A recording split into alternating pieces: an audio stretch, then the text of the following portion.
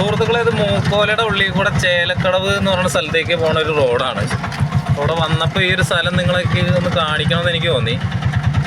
മൊത്തം പാടമായിട്ടൊരു സ്ഥലം, നരണിപ്പുഴയാണ് കിടക്കുന്നത്.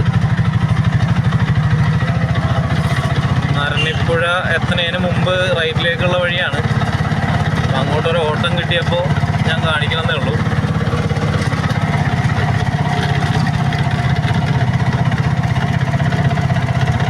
എന്താ സ്ഥലങ്ങളില്ലേ. പക്ഷേ സത്യം പറഞ്ഞാൽ ഗവൺമെൻറ് ഒന്ന് ശ്രദ്ധിക്കുകയാണെന്നുണ്ടെങ്കിൽ ഈ സൈഡിലൊക്കെ വല്ല പാർക്ക് പോലെ ആൾക്കാർക്ക് ഇരിക്കാനാ ഒക്കെ ആക്കിയിട്ടുണ്ടെന്നുണ്ടെങ്കിൽ കുറേ ആൾക്കാർ ഇവിടെ വരും. കുറച്ച് കടകൾ കാര്യങ്ങളിട്ടുണ്ടെങ്കിൽ ഇവിടുത്തെ പാവപ്പെട്ടവർക്കൊക്കെ ഒരു എന്താ പറയുക, അതൊരു ഉപകാരമാവും. ഇതുകൊണ്ട് ഇത്രയും നല്ല സ്ഥലം, ഇത്രയും നല്ല റോഡും കിടന്നിട്ട് സർക്കാരിൻ്റെ ഭാഗത്തു നിന്ന് ഒരു എന്താ പറയുക, ഒരു കാര്യമില്ല. സർക്കാരിൻ്റെ ഭാഗത്ത് ഒരു 10-20 കുടുംബങ്ങൾ ഒരു പല ചായക്കട പെട്ടിക്കടയൊക്കെ ഇട്ടിട്ട് ജീവിച്ചു പോകില്ലേ.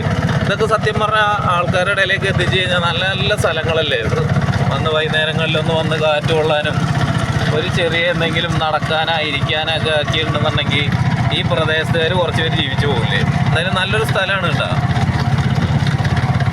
നമ്മുടെ മൂക്കോലയെന്ന് ഇങ്ങോട്ട് വരുമ്പോഴത്തേക്ക് ചേലക്കടവത്തേക്ക് വരുന്ന വഴിയാണ്. ഞാൻ ആദ്യമായിട്ട് വരികയാണ്. കുറേ നാളായി മൂക്കോലയായിട്ട് ചെറുപ്പം മുതൽ എനിക്ക് അറിയാവുന്ന സ്ഥലമാണ്. പക്ഷേ ഈ സ്ഥലത്തേക്ക് ഞാൻ ആദ്യമായിട്ടാണ് വരുന്നത്.